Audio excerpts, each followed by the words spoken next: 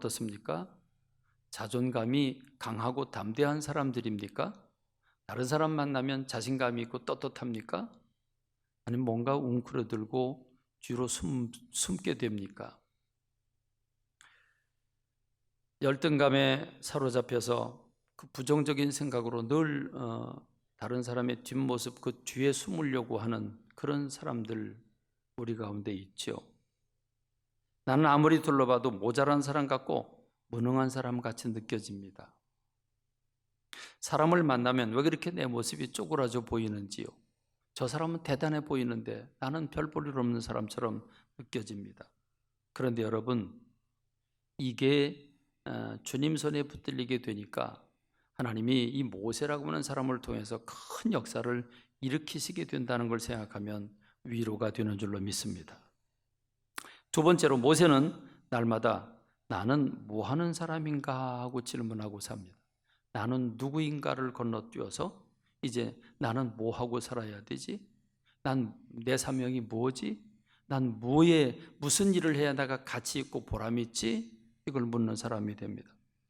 왕궁에서 어린 시절 다 보내고 40년을 살면서 아마 그는 어쩌면 그 살벌한 왕궁에서 왕위 다툼을 하는 그 자리에서 어쩌면 자기도 그 권력에 줄을 서서 내가 누구 편에 서야 내가 내 목숨이 안전하고 누구 편에 서야 내가 조금이라도 편안한 삶을 살 수 있나, 그걸 고민했을 수도 있습니다.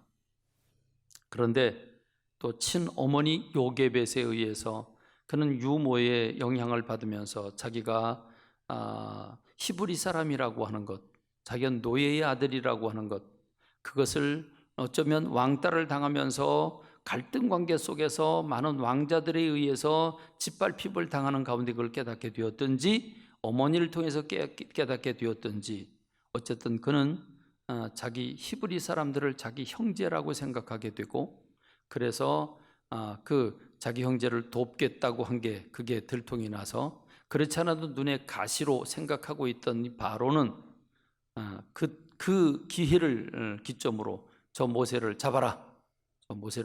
그래서 모세는 그 길로 출행랑을 칩니다. 그가 도망간 곳이 바로 미디안이라고 하는 곳으로 도망을 가게 되지요. 여러분, 결국 미디안 광야로 어떨결에 도망을 가서 거기서 살게 되는 게 40년을 살게 됩니다. 이게 모세의 제2의 인생이죠. 제1의 인생은 자기 어머니 손에서 버림을 받고 바로의 공주의 아들로 40년의 세월을 정체감을 잃으면서 살았습니다. 그리고 어떨결에 사람을 죽이고 그게 들통이 나서 미디안 광야로 도망을 가 그는 거기서 양치기로 40년의 세월을 삽니다. 말이 40년이죠. 여러분, 1년, 2년도 긴데 40년의 세월을 산다는 게 결코 남의 얘기가 아니죠. 그렇습니다. 모세에게서 제2의 인생을 살아가는 서막이 열립니다. 모세의 삶의 환경은 왕궁의 삶으로부터, 화려한 삶으로부터 갑자기 그는 저 인생의 밑바닥에 살고 있는 양치기의 삶이, 집시의 삶이 됩니다. 모세는 이 광야에서 헤매다가 어느 날 우물 곁에 앉아 있었는데 그 미디안의 제사장의 딸 7이 있는데 이들이 자기네 양들에게 물을 먹이려고 우물 곁으로 왔는데 남자 목동들이 그들을 쫓아내고 자기네들의 양들을 먼저 먹이려고 합니다. 그때 모세가 평정을 해주죠. 그래서 모세가 그 미디안의 이드로라고 하는 미디안의 제사장의 딸들을 먼저 양들에게 물을 먹이도록 배려를 해줍니다. 이것이 기회가 돼서 그 이드로의 집으로 가게 됐고, 갈 때도 마땅치 않은 모세가 그 이드로의 집에서 우리 집에 머물라고 하는 제안을 받고 거기서 눌러붙으면서 딸 십보라라고 하는 여인과 더불어 결혼을 하고 자식을 낳습니다. 그 아들 이름을 게르솜이라고 그러는데, 여러분, 게르솜이라고 하는 뜻은 내가 타국에서 객이 되었다는 뜻입니다. 내가 타국에서 객이 되었다. 어떨결에 미디안으로 도망을 와가지고 여기서 이제 삶의 보따리를 풀게 되었다는 말이죠. 모세를 생각해 보면 참 측은하기까지 합니다. 불쌍하기까지 합니다. 태어난 환경도 죽을 수밖에 없는 환경에서 버려져 남의 손에 키워짐을 받고 온갖 그 모욕을 받으면서 왕궁 안에 40년 동안을 피비린내 튀기면서 살았는데, 그런데 이렇게 부지불식간에 쫓겨나가지고 도망 나와서 이제는 미디안의 양치기가 돼가지고 이제 집시가 됐으니, 여러분, 사람이 이럴 수도 있구나 하는 생각을 해봅니다. 여러분, 예를 들어서 남의 빚 보증을 섰다가 그게 찍히는 바람에 갑자기 길거리에 내려앉아가지고 집 뺏기고 재산 다 뺏기고 하루아침에 알거지가 되는 경험을 하는 경우도 있지 않습니까? 사람에게 배신을 당해서 좋은 자리, 직분을 가지고 있다가 거기서 제거를 당하고 정말 형편없는 자리로 내려올 수도 있지 않겠습니까? 그렇습니다. 오늘 우리 인생들의 이 얘기를 모세를 통해서 우리에게 들려주고 있는 줄로 믿습니다. 모세는 얼마나 힘들었을까요? 비록 눈칫밥을 먹기는 했지만 거긴 왕궁이니까 그래도 왕이 먹는 음식을 먹고, 그리고 왕의 자녀들이 받는 이 유명하다고 하는 그런 학식 있는 사람들을 통해서 공부를 굉장히 깊이 했고, 그리고 군사훈련까지도 전쟁하는 비법까지도 다 배운 용사 중에 용사로 훈련을 받게 되는 게 모세인데, 갑자기 양을 치는 양치기가 되었으니 여러분, 그의 생각이 어떻게 그걸 받아들일 수 있겠습니까? 그걸 어떻게 적응할 수 있겠습니까? 성경은 그렇게 살아온 날수가 40년이라고 말합니다. 비록 그 40년을 어떻게 살았는지에 대해서는 단 한두 절로 기록을 하고 있기 때문에 그 40년의 여정을 우리가 자세히 알 수는 없지만, 우리가 상상해 보면 여러분, 매일 화려한 환경 속에 살다가 이렇게 초라하고 그리고 할 일 없는 그 무료한 그 목자가 된, 양치기가 된 그런 삶을 살고 있는 모세는 아마 굉장히 그 삶이 허탈했을 것이라는 생각이 듭니다. 늘 긴장하고 늘 살아남기 위해서, 늘 자기 존재를 버티기 위해서 애를 쓰다가 이렇게 풀어진 삶을 사는 그 모세, 어쩌면 양들을 데리고 이 광야 저 광야를 데리고 다니면서 양들을 풀어놓고 바위에 걸터 앉아서 그냥 멍 때리고 앉아서 내 인생이 뭐지? 나 이렇게 살아도 되는 건가? 내가 뭘 해야 되지? 내가 지금 이러고 있어도 되나? 여러분, 수없는 질문을 하지 않았을까요? 사명에 대한 질문, 할 일에 대한 질문, 자기가 존재감이 드러나는 일을 해야 되는 질문 했을 거라고 생각이 됩니다. 어쩌면 자기는 이제라도 왕궁으로 가서 내가 죽든지 살든지 거긴 내 살 자리가 거기다, 그리고 왕궁으로 돌아갈 생각을 했는지도 모릅니다. 어쩌면 시도를 했을지도 모릅니다.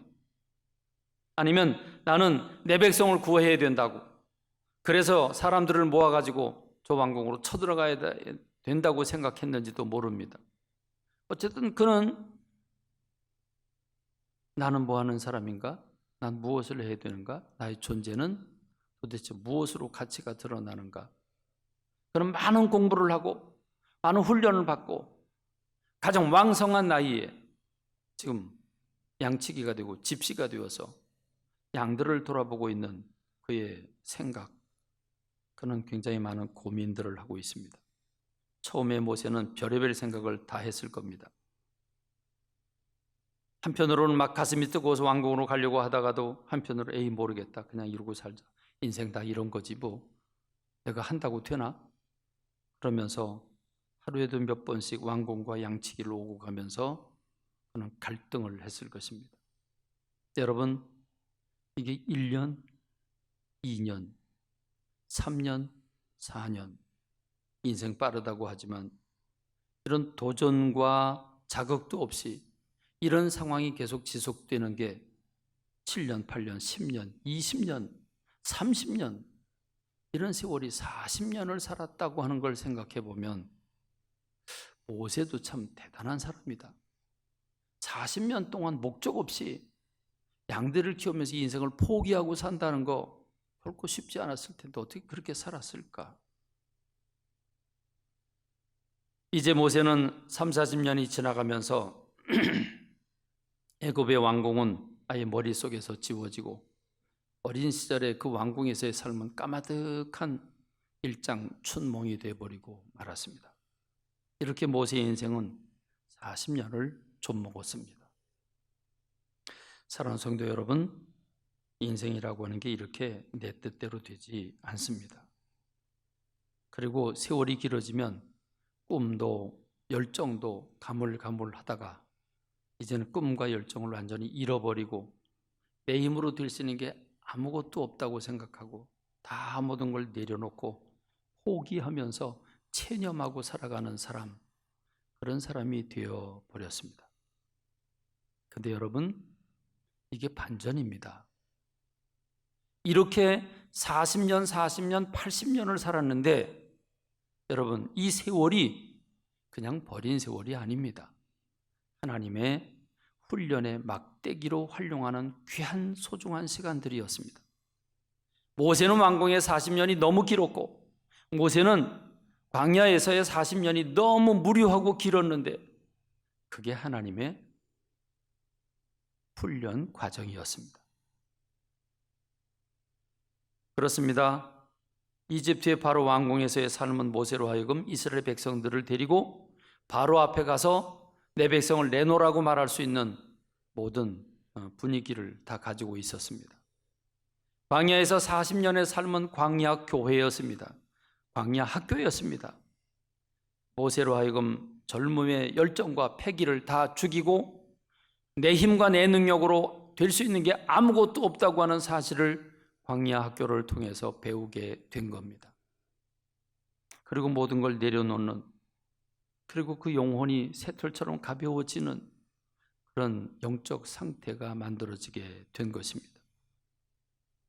그렇게 양들을 몰고 이 산으로 저 산으로 이 들판으로 저 들판으로 이 광야로 저 광야로 다닌 그 발자취는 이스라엘 백성들이 출애굽을 해서 그 광야를 통과하면서 그 지역을 바삭하게 알고 있는 모세가 그들을 이끌고 젖과 꿀이 흐르는 가나안 땅으로 갈 수 있는 리더가 될 수 있었던 자격이 이 광야 훈련을 통해서 만들어지게 된 것입니다.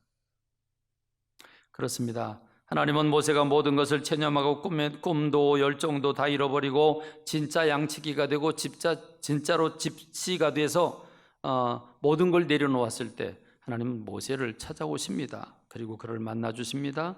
그리고 모세를 왕궁으로 어마어마한 사명을 부여하고 왕궁 바로 앞으로 보내시게 됩니다. 어느 날 시내산에서 양들을 돌보고 있는데 하나님의 사자가 떨기나무 가운데로 임하셨습니다. 보니까 떨기나무에 불이 붙었는데 그 불이 꺼지지를 않습니다. 하도 신기해서 그 떨기나무에 가까이 갑니다. 왜냐하면 광야란 비가 오지 않고 그리고 태양은 장렬하고 그런데 태양이 자결할 때 이 건조해진 나무가 나무끼리 바람이 살살 불면 그 바람이 서로 나무끼리 부딪혀가지고 거기서 열이 나서 불이 납니다. 그래서 스스로 불이 납니다. 그게 산불입니다. 물론 사람이 방화를 하기도 하지만 이렇게 스스로 불이 일어납니다. 그런데 그렇게 일어나는 불은 건조한 나무이기 때문에 금방 휙 타버리고 금방 불이 꺼집니다.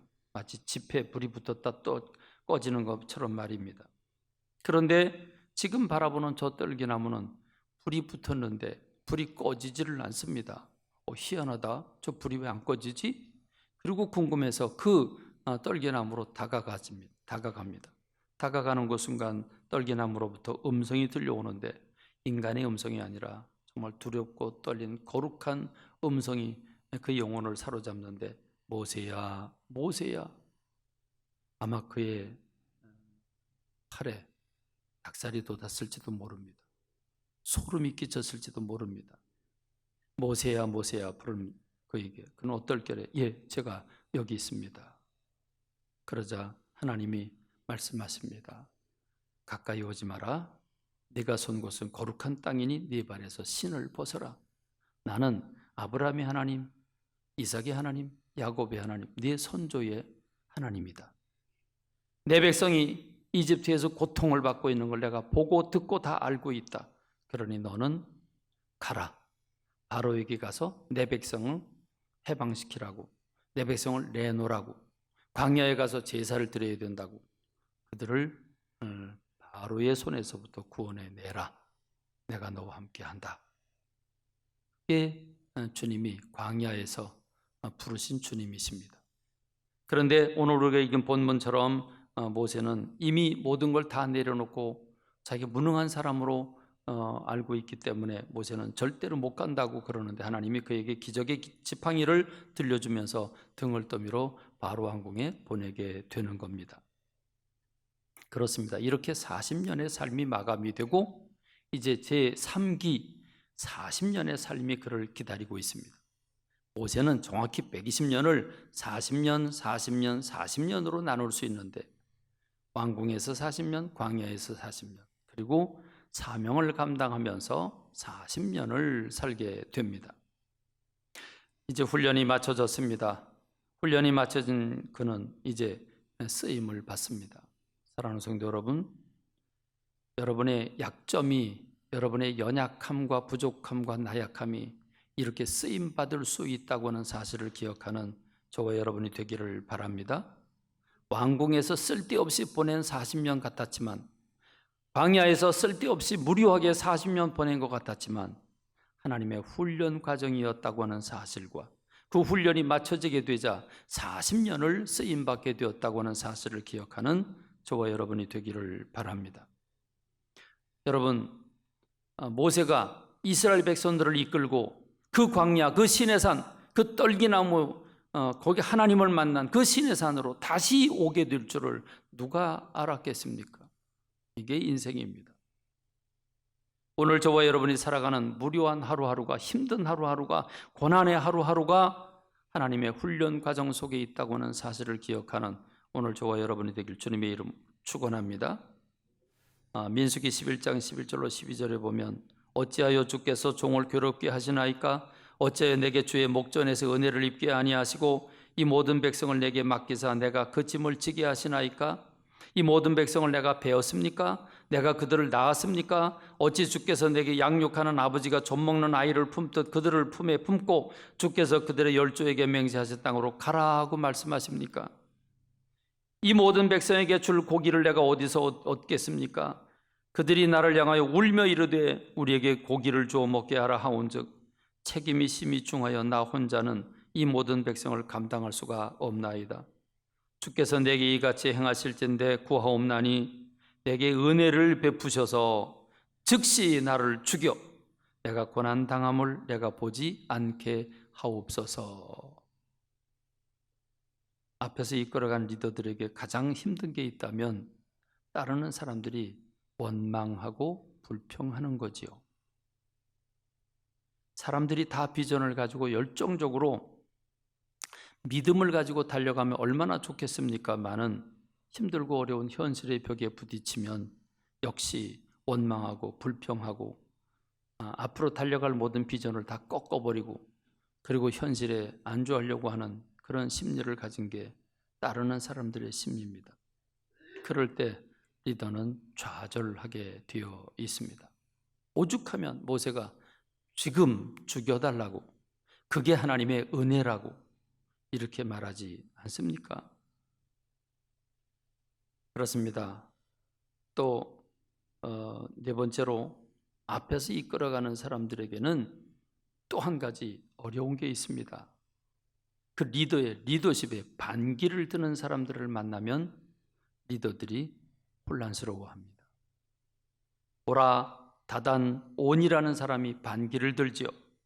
영향력 있는 지휘관 250명을 설득시켜가지고 데모를 합니다. 그래서 모세는 처음엔 그들을 이렇게 설득시키죠. 민수기 16장 8절로 10절에 보면 너희 레위 자손들아 들어라. 이스라엘 하나님 이스라엘 회중에서 너희를 구별하여 자기에게 가까이 하게 하셔서 여호와의 성막에서 봉사하게 하시고 회중 앞에 서서 그들을 대신하여 섬기게 하심이 그게 작은 일이냐? 그런데 하나님이 너와 네 모든 형제 레위 자손으로 너와 함께 가까이 오게 하셨거늘 너희가 오히려 제사장의 직분을 구하느냐? 너희 분수가 지나치다라고 얘기를 합니다. 그러면서 선동자를 불러가지고 대화를 시도하려고 그들을 부릅니다. 그랬더니 그들이 오지 않겠다고 거절합니다. 거절하면서 이런 말을 합니다. 민수기 16장 13절로 14절에 보면 내가 우리를 젖과 꿀이 흐르는 땅에서 이끌어내어 광야에서 죽이려 함이 어찌 작은 일이기에. 자, 여기서 젖과 꿀이 흐르는 땅은 어디입니까? 어디입니까? 네? 젖과 꿀이 흐르는 땅이 어디예요? 애굽을 얘기하는 거죠. 이집트를 얘기하는 겁니다. 젖과 꿀이 흐르는 이집트 땅에서 우리를 이끌어내어 광야에서 죽이려 하면 어찌 작은 일이기에. 오히려 스스로 우리 위에 왕이 되려고 그러느냐? 그렇습니다. 이뿐 아니라 내가 우리를 젖과 꿀이 흐르는 땅으로 인도하여 드리지도 아니하고 밭도 포도원도 우리에게 기업으로 주지 아니하니 네가 이 사람들의 눈을 빼려느냐? 우리는 올라가지 않겠다 그럽니다. 여러분, 지도자가 이 말을 들을 때 이런 반대 세력을 만나서 반기를 드는 이런 사람들의 이야기를 들을 때 그 마음이 어떨까요? 오장육부가 뒤집어지지 않겠습니까? 그래서 모세가 노하여 하나님 앞에 부르짖는 모습을 우리가 볼 수 있습니다. 여러분, 모세는 이런 일 말고도 여러분 잘 알잖아요. 수없는 원망과 불평, 반기를 들었습니다. 금송아지를 만들어 놓고 이게 하나님이라고 춤을 추고 있질 않나. 가데스바네의 목적지에 도착을 했을 때 그냥 쳐들어가면 되는데 정탐꾼을 보내자고 하도 그래서 허락을 해줬더니 갔다 와가지고 이제 우리 죽었다고 이제 한 장관 세워서 애굽으로 다시 돌아가자고 그러질 않나. 여러분 생각해 보시죠.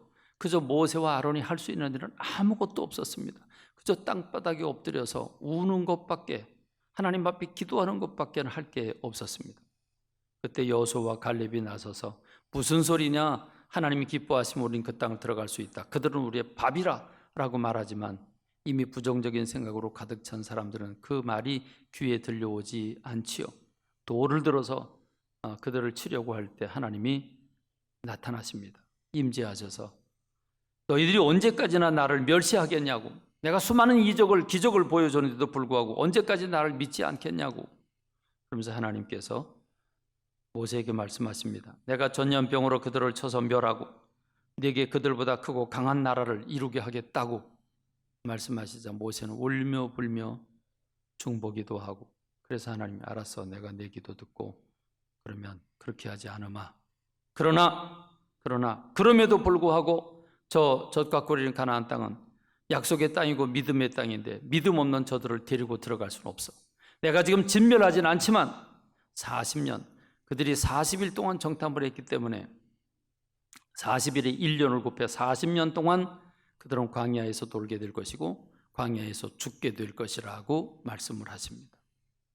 하나님의 구름 기둥이 내려오고 모세와 하나님이 사람들 보는 데서 대화를 나누시고 기적을 베풀어 주시고 그를 도와주시고 붙잡아 주심으로 모세가 마침내 모든 걸 이기고 승자가 된 줄로 믿습니다. 비록 그가 죽을 때 호텔방에 들어가 침대 위에 누워서 맛나는 음식을 먹으면서 좋은 자동차를 타면서 정말 부귀와 영화 한번 못 누려봤지만 그럼에도 불구하고 그는 승자의 모습으로 주님의 품에 안기게 된 줄로 믿습니다. 하나님의 붙잡아 주심이 없었으면 모세는 그걸 끝까지 완주할 수 없었을 것입니다. 오늘 저와 여러분들이 어떻게 견뎠는지, 어떻게 이겼는지, 어떻게 하나님이 도우셨는지 이 부분은 오후 시간에 말씀을 나누기를 원합니다.